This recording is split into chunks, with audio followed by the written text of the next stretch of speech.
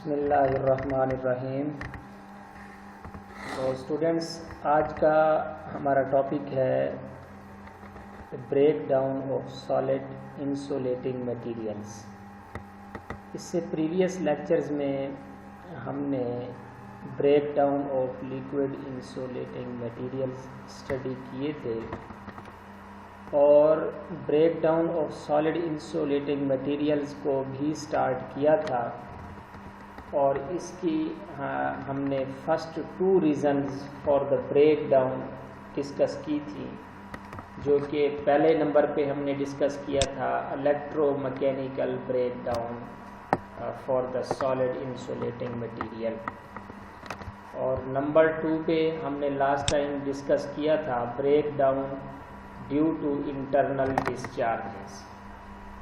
तो ये 2 रीज़न्स थी जिसकी वजह से हमारे सॉलिड इंसुलेटिंग मटेरियल का ब्रेक डाउन होता था और उसकी जो इंट्रिंसिक स्ट्रेंथ थी उससे जो पहले सॉलिड का ब्रेक डाउन था वो इन रीजंस की वजह से होता था।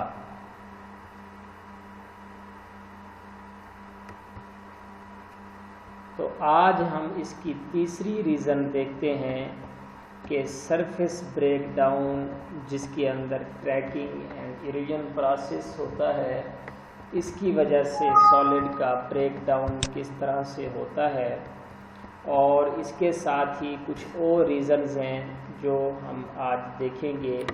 हमारे पास 4 रीज़न्स हैं जिसकी वजह से हमारे सॉलिड का मटेरियल्स का ब्रेक डाउन होता है।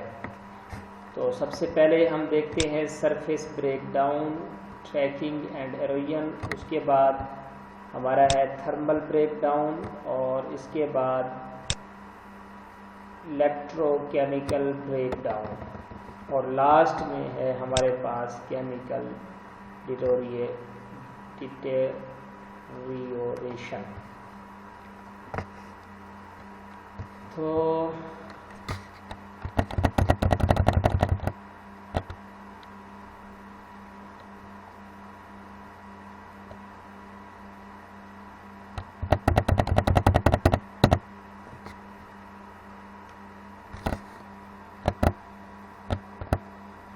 ये वो 2 रीज़न्स थी जो हमने प्रीवियस लेक्चर में स्टडी की थी।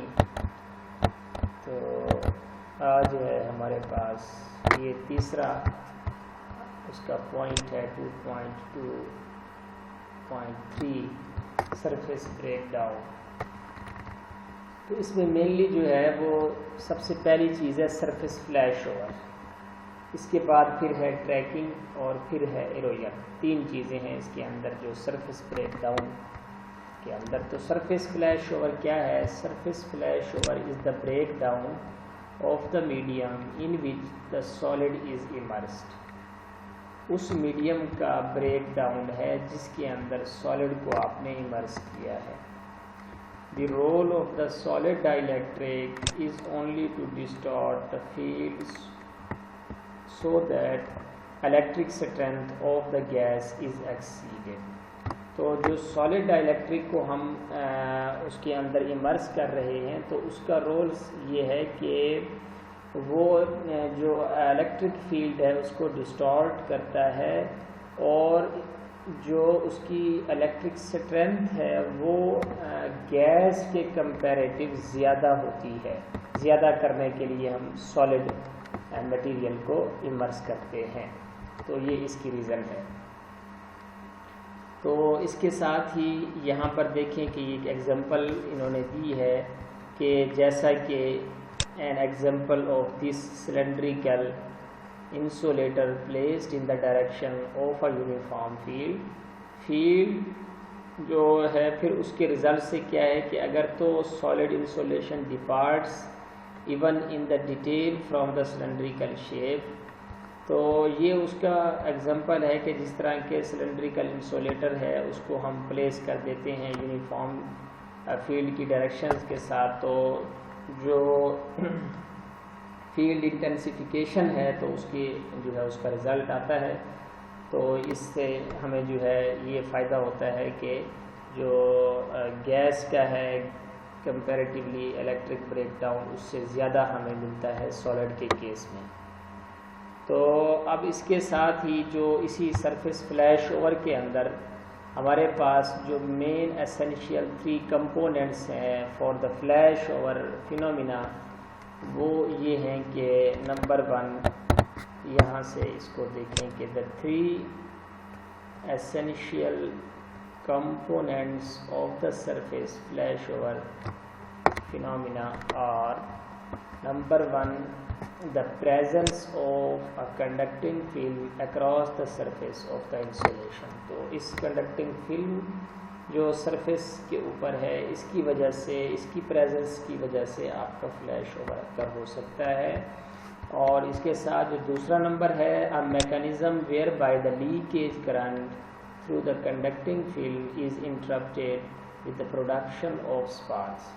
तो लीकेज करंट भी एक रीज़न है फ्लैश ओवर का कि आपके जो इंसुलेटर्स हैं, सॉलिड डाइलेक्ट्रिक्स हैं, उनके ऊपर जो लीकेज करंट है उनकी सरफेस से, मीन्स कि उसके ऊपर जब कोई मट्टी की तह जम जाती है, मट्टी वगैरह आती है, तो उस मट्टी के ज़रात से मीन्स कि वो आपके वहाँ से इलेक्ट्रॉन फ्लो करना शुरू कर जाते हैं। वो जो पार्टिकल्स हैं इटसेल्फ वो आपके जो है वो मूवमेंट उनकी शुरू होती है, तो वो वहाँ से एक लीकेज करंट आपका जो है वो सरफेस से कंडक्टर इंसुलेटर की सरफेस से पास लीक करता है। तो उसकी वजह से भी आपका फ्लैश ओवर स्पार्क जो है उसकी प्रोडक्शन हो सकती है। तो ये भी उसका एक मेन कंपोनेंट है। और इसके बाद लास्ट कंपोनेंट जो है वो है degradation of the insulation must be caused by the spark. तो these are the 3 essential components. अब इसके अंदर जो डिग्रेडेशन है, जो भी लास्ट पॉइंट में हमने बात की है, तो इसके लिए यहाँ से देखें कि the degradation of the insulation is almost exclusively the result of heat from the spark, and this heat either carbonizes if cracking is to occur or volatilizes if erosion is to occur। अब इस degradation of the insulation के अंदर क्या है कि जो heat आपकी produce होती है वो स्पार्क का रीज़न बनती है। और ये जो हीट है ये कहाँ से है कि ये कार्बोनाइजेज अगर है तो फिर तो ट्रैकिंग अकर होगी। इस तरह से अगर वोलाटाइल है करती है तो इससे फिर क्या होगा, आपका एरोजन प्रोड्यूस होगा। कार्बोनाइजेशन जो results in the permanent extension of the electrode है and usually takes the form of the dendritic growth. Increase of the creepage path during design will prevent tracking, but in almost practical cases moisture films can eliminate the design creepage path। तो ये बात बड़ी important है, इसको देखें कि जो क्रीपेज path है, क्रीपेज पाथ मीन्स कि वो पाथ जो इंसुलेटर की सरफेस से कंडक्टर तक, मीन्स के इंसुलेटर टू कंडक्टर के दरमियान जो एक आपका पाथ है through the surface of the insulator, वो है क्रीपेज पाथ। तो उस पाथ को अगर हम इंक्रीज़ कर दें, ज़्यादा कर दें, तो हम इस जो ट्रैकिंग है, लीकेज करंट है जो कि काज बन रहा है ट्रैकिंग का, तो उससे हम बच सकते हैं। लेकिन इसके साथ ही जो प्रैक्टिकल केसेस हैं उसमें जो मॉइस्चर फिल्म्स हैं वो भी जो है बनती हैं उसकी सरफेस के ऊपर, तो हम अगर क्रीपेज पाथ बढ़ा देंगे तो वो मॉइस्चर फिल्म से भी आप जो है बच सकते हैं। आपका जो कंडक्टर इंसुलेटर है उसका अगर आप क्रीपेज पाथ ज़्यादा करते हैं तो उसका जल्दी फ्लैश ओवर नहीं होगा। तो अब इसके अंदर ही दूसरा जो हमारा पॉइंट है वो ट्रैकिंग और एरोजन है, जिसको ऊपर हमने डिस्कस किया है, लेकिन यहाँ पर देखें इसको जो है डिस्क्राइब किया है। Tracking is the formation of a permanent conducting path. जब वो परमानेंट कंडक्टिंग पाथ बन जाता है, वो सरफेस जो फ्लैश ओवर होती है, फ्लैश ओवर जो होता है सरफेस के ऊपर, तो उसको फिर हम नाम देते हैं ट्रैकिंग का। और ये क्या है, and is the most cases the conduction जो कार्बन पाथ है results from the degradation of the insulation itself leading to a bridge between the electrode. तो ऐसा लगता है कि एक दो इलेक्ट्रोड के दरमियान एक ब्रिज बन गया है जो कि करंट का फ्लो का काज बनेगा और उसको हम फ्लैश ओवर का नाम देंगे। The insulating material must be organic in nature for the tracking to occur. अब इसके लिए ज़रूरी है कि आपका जो इंसुलेटिंग मटेरियल है वो ऑर्गेनिक इन नेचर हो, तो फिर जाके ट्रैकिंग अकर होगी। अगर ऑर्गेनिक इन नेचर के अलावा अगर कोई और उसकी नेचर है, इनऑर्गेनिक है, कोई और है, तो फिर आपका इंसुलेटिंग मटेरियल के अंदर ट्रैकिंग अकर नहीं होएगा। अब इसके बाद जो लास्ट पॉइंट था हमारा एरोजन का, in a surface discharge if the product of decomposition are volatile and there is no residual conducting carbon on the surface the process is simply of pitting. अब देखें कि अगर तो वो वोलेटाइल है, मीन्स के थोड़ी देर बाद ख़त्म हो जाता है, वोलेटाइल उड़ जाता है, तो there is no residual conducting, और उसमें कोई रेजिडुअल नहीं बचता डिस्चार्ज के बाद, तो फिर हम कहते हैं कि ये जो फिनोमिना है ये एरोजन का है। लेकिन इसके रिजल्ट्स में आप क्या देखते हैं कि आपको सिंपली जो है पिटिंग्स मीन्स के गड़े नज़र आते हैं उनकी सरफेस के ऊपर। This halogen which again occurs in organic material, ये भी जो एरोजन है ये भी ऑर्गेनिक मटेरियल के अंदर प्रोड्यूस होती है। तो गोया कि हमारे पास जो सरफेस फ्लैश ओवर है इसके साथ हमने दो चीज़ों को डिस्कस किया, एक ट्रैकिंग और एक एरोजन। तो ट्रैकिंग में हमने ये कहा कि वो जो परमानेंट कंडक्टिंग पाथ बनता है through a surface between the to electrode, वो आपका ट्रैकिंग है। और इसके साथ ही जो अगर वो डिकम्पोजिशन जो हुई है सरफेस चार्ज की वजह से, सरफेस डिस्चार्ज की वजह से, तो वो अगर वोलेटाइल है और रेजिडुअल जो कंडक्टिंग कार्बन है वो नहीं है उसके अंदर, तो फिर वो प्रोसेस सिंपली पिटिंग का होगा और उसको आप एरोजन का नाम देते हैं। और ये एरोजन और ट्रैकिंग दोनों इन ऑर्गेनिक नेचर के जो मटेरियल्स हैं उनके अंदर प्रोड्यूस होती है।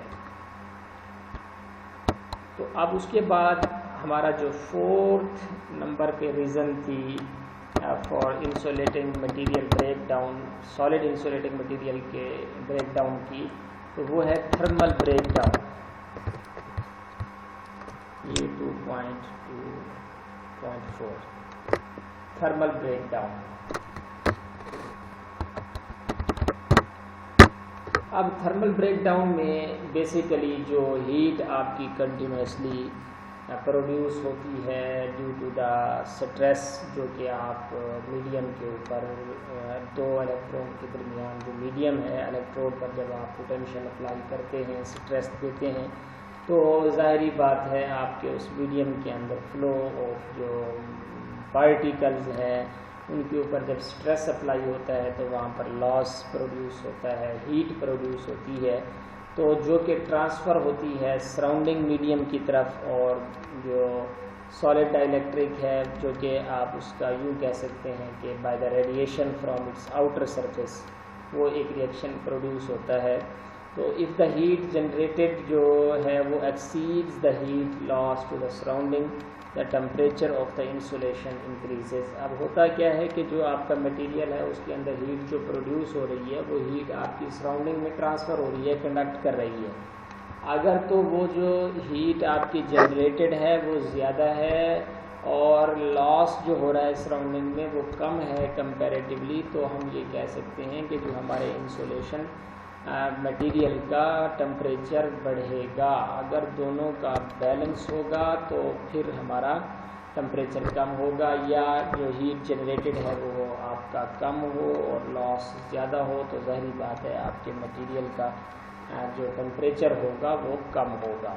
तो heat is generated continuously in electrically stressed insulation by dielectric losses which is transferred to the surrounding medium by conducting through the solid dielectric and by radiation from its outer surface। अब जो heat conduct करती है surrounding की तरफ वो दो वे से करती है कि एक आपका conduction through a solid dielectric, वही सॉलिड डाइलेक्ट्रिक हो गया जिसके अंदर प्रोड्यूस हो रही है, और उसके बाद जो रेडिएशन है फ्रॉम द आउटर सरफेस वो भी आपका काज बनती है conduction of the heat to the surrounding.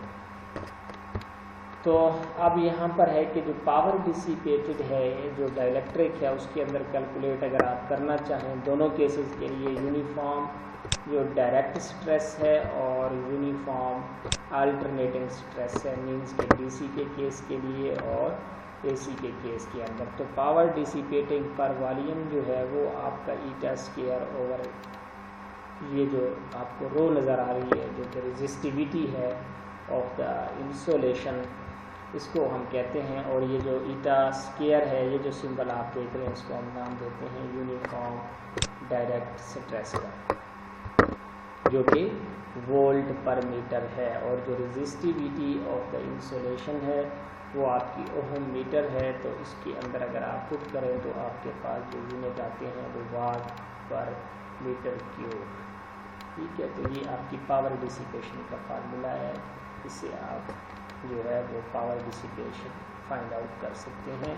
और अल्टरनेटिंग स्ट्रेस के केस में क्या होगा कि जो पावर है वो आप जानते हैं वी आई कॉस पाई है या कॉस थीटा है, और आई कॉस थीटा की जगह पर यहाँ पर अगर हम फॉर द कैपेसिटेंस रिलेशन के साथ उसकी इक्वेशन लिखें तो आप जानते हैं I cos phi is equal to V C omega tan delta.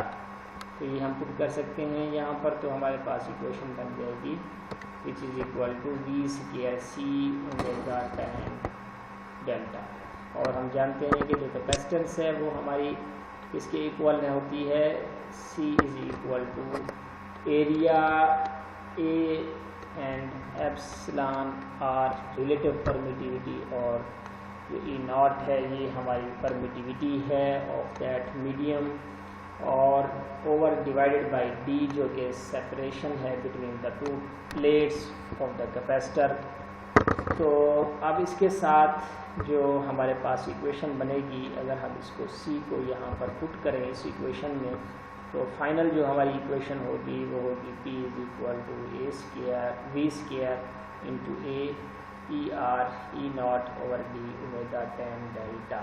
और इसमें जो हमारे वेरिएबल्स हैं उनको हमने यहाँ पर डिफाइन किया है कि जो v है वो अप्लाइड वोल्टेज है, ओमेगा सप्लाई फ्रीक्वेंसी जो कि हर्ट्ज में है, और c डाइलेक्ट्रिक कैपेसिटेंस है जो कि फेराड में हम मेजर करते हैं, और जो डेल्टा है यहाँ पर ये हमारा लॉस एंगल है जो कि रेडियन में हम मेजर करते हैं, और E जो आपको ये सिंबल नज़र आ रहा है ये हमारा डाइलेक्ट्रिक स्ट्रेंथ है, और ये ईटा जिसको आप अल्टरनेटिंग स्ट्रेस का नाम दे रहे हैं वोल्ट पर मीटर। अगर हम इसमें रीअरेंजिंग करें कुछ टर्म्स को इस फाइनल इक्वेशन के अंदर तो हमारे पास ये इक्वेशन जनरेट होगी जो कि आप आसानी से यहाँ पर देख सकते हैं।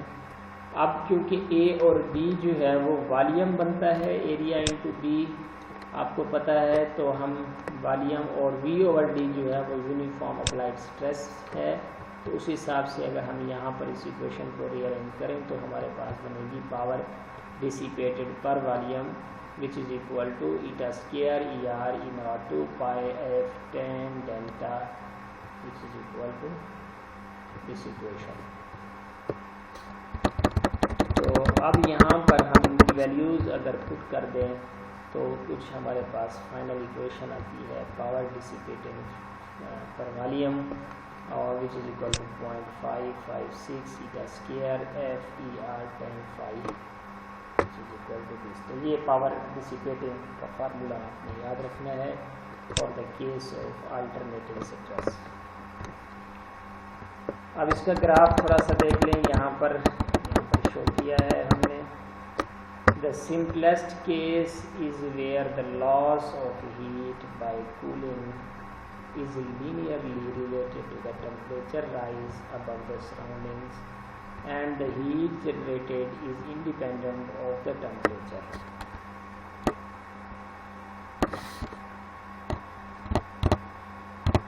Equilibrium will be reached at theta 1 where the heat generated is equal to the heat loss to the surrounding as shown in figure 2.5। ये देखें कि यहाँ पर ये जो रेड लाइन है ये है हीट जनरेटेड की, और जो ग्रीन लाइन आपको नज़र आ रही है ये हीट लॉस की है। एक्स एक्सिस पर हमने यहाँ पर हीट ली और वाई एक्सिस पे हीट ली, और एक्स एक्सिस पे हमने टेम्परेचर लिया, जिसको यहाँ पर थीटा 0 और थीटा 1 से भी हमने डिनोट किया। टेम्परेचर है हमारा एम्बिएंट टेम्परेचर है। तो यहाँ पर देखें कि जो हीट जनरेटेड है वो और जो हीट लॉस्ट है, यहाँ पर इसकी जो लीनियर इसका ग्राफ जा रहा है, तो इस केस में जो हमारे पास इक्विलिब्रियम होगा वो थीटा 1 पे होगा। मींस कि यहाँ से हीट जनरेटेड हो रही है यहाँ तक, और इसी तरह से हीट लॉस्ट है, तो ये वो पॉइंट है जहाँ पे इक्विलिब्रियम होगा। मींस कि heat loss is equal to heat generated. इसके अलावा कोई भी पॉइंट देखें तो दोनों इक्विलिब्रियम में नहीं होंगे, और अगर तो हीट जनरेटेड ज़्यादा है और हीट लॉस कम है तो हमारा इंसुलेटेड मटेरियल का टेम्परेचर बढ़ेगा और वो जल्दी ब्रेक डाउन करेगा। तो इसलिए हमारी कोशिश होती है कि एटलीस्ट ये इक्विलिब्रियम पे हो।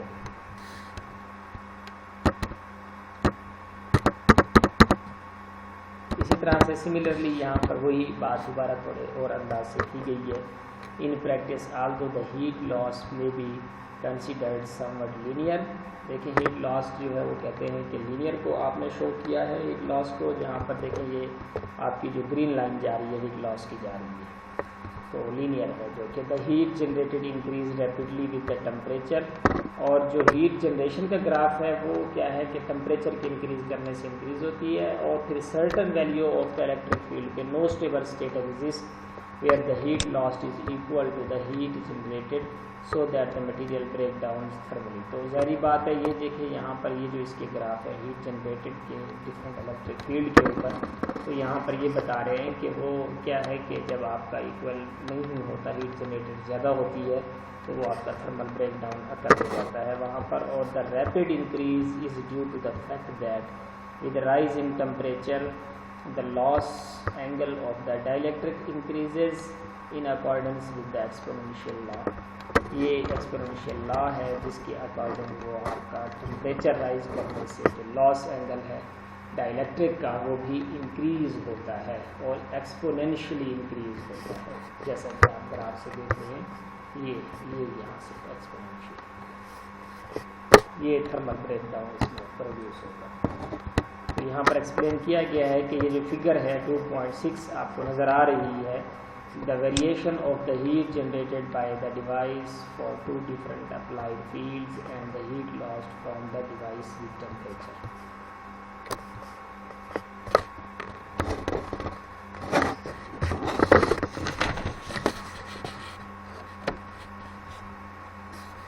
तो और जो यहाँ पर E2 फील्ड है, ये वाली E2 जिसको दूसरा ग्राफ आपको रेड नज़र आ रहा है, इसके लिए यहाँ पर ये बात है कि for the field E2 the stable temperature theta A, जो कि आपका यहाँ पर ये स्टेबल टेम्परेचर है जो कि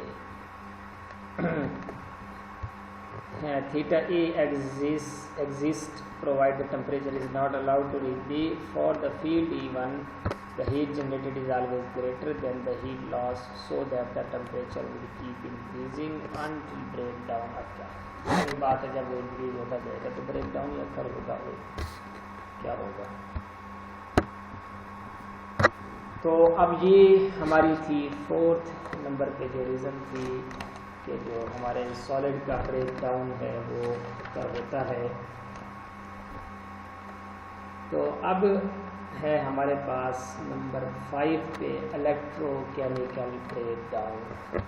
ये भी हमारी एक रीज़न है सॉलिड के ब्रेक डाउन के लिए, इसको भी आप थोड़ा देख लें, क्योंकि इसमें ये है कि since no insulating is completely free of ions leakage current will flow when the electric field is apply.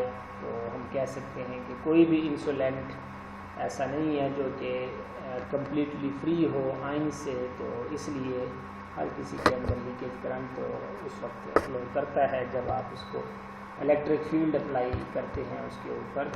तो इसलिए the ions may be arises from the association of the impurities are forms light ionization of the insulating material. सारी बात है, ionisation से जो है वो material का इटसेल्फ जो है वो इम्प्योरिटीज़ जो उसमें होती हैं उस आयोनाइजेशन की वजह से वो उसकी जो स्ट्रेंथ है मटेरियल की वो लो होती है। When these ions reach the electrode, reaction occurs in accordance with the Faraday laws of electrolysis, but on much smaller scale. The insulation and the electrode metal may be attacked, gas may be evolved, or substance may be deposited on the electrode.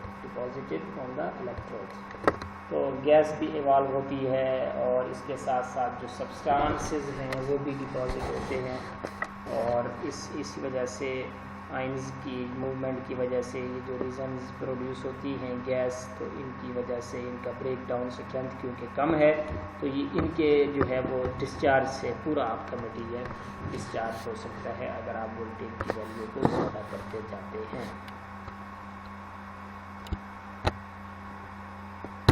तो typically जो 1 microfarad paper capacitor है operating at 1 kilovolt at room temperature would be required 2 to 3 years to generate 1 centimetre cube hydrogen. तो ये उसकी example दे रहे हैं कि अगर आपके पास एक पेपर कैपेसिटर हो जो कि 1 माइक्रोफेराड का हो और वो ऑपरेट कर रहा हो 1 किलोवोल्ट पे, रूम टेम्परेचर हो, तो उसको 2 से 3 साल लगेंगे कि वो 1 सेंटीमीटर क्यूब हाइड्रोजन प्रोड्यूस कर दे। तो जब ये एलिवेटेड टेम्परेचर्स के ऊपर product of electrolysis would be formed much more rapidly also since impurities give rise to an increase the ion concentration can must be taken to prevent contamination during the manufacture. अब वो जो gas produce होगी उस material के अंदर, तो ज़ाहिर बात है उस गैस का जो ब्रेक डाउन है वो सॉलिड के ब्रेक डाउन से, सॉलिड इंसुलेटिंग मटेरियल से कम है, तो इसलिए उसका ब्रेक डाउन होगा और उससे फिर फर्दर आपका जो प्रोसेस है वो चलेगा और आपका होल सॉलिड मटेरियल का ब्रेक डाउन भी लो हो जाएगा। तो ये एक छोटी सी इसके अंदर रीज़न थी जिसको हम नाम दिया इलेक्ट्रोकेमिकल ब्रेक डाउन, जिसका नाम था। तो अब इसमें कैसे इसको रोका जा सकता है और इसकी जो प्रिवेंशन है वो कैसे है, कुछ स्टेबलाइजर्स का हम यूज़ करते हैं जिससे हम इन गैसेस पर काबू पा सकते हैं, तो उनको आइए देखते हैं हम। The rate of electrolysis is much greater with the direct stress and with the alternating stress। जो उसका इलेक्ट्रोलाइसिस का जो रेट है वो डायरेक्ट स्ट्रेस में ज़्यादा है as compare to alternating stress. This is due to the fact that the reaction may be wholly or partially reversed when the polarity changes, and the extent of the reaction depends upon the reaction rate and time of diffusion of the reaction।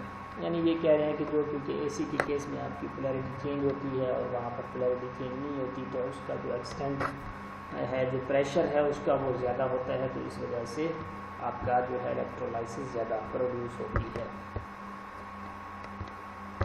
इसको आपने थोड़ा read कर लेना है।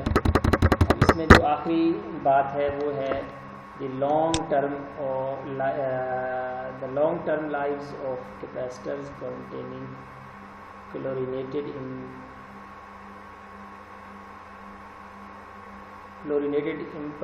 impregnants under direct stress may be greatly extended by adding small quantities of certain stabilizers which are hydrogen acceptors and act as depolarizers at cathode। ये जो आपके capacitors हैं इसके अंदर जो क्लोरीनेटेड इम्प्रेग्नेंट्स हैं, जब आप उसके ऊपर डायरेक्ट स्ट्रेस अप्लाई करते हैं तो वो ज़्यादा जो है वो अमाउंट के अंदर जो गैस है उसकी प्रोडक्शन होती है। तो इसको आप क्या कर सकते हैं, जो कुछ आपके पास कुछ स्टेबलाइजर्स हैं जैसे कि हाइड्रोजन एक्सेप्टर्स हैं जो कि डीपोलराइजर्स का काम देते हैं, एट द कैथोड पर आप उनको जो है वो इंक्लूड कर सकते हैं। Hydrogen ion discharge at the cathode readily react with stabilisers rather than with the impregnant to the chemical process. और अगर वो स्टेबलाइजर्स नहीं होंगे तो आपका जो है वो क्लोरीन के साथ उसका रिएक्शन हो जाएगा हाइड्रोजन का और हाइड्रोक्लोरिक एसिड बनेगा और उस हाइड्रोक्लोरिक एसिड की वजह से आपकी डिटेरियोरेशन हो जाएगी और उससे क्या होगा कि आपके इलेक्ट्रोड्स जल्दी डिस्ट्रॉय कर जाएंगे और इसी तरह से आपका ब्रेकडाउन भी जल्दी होगा।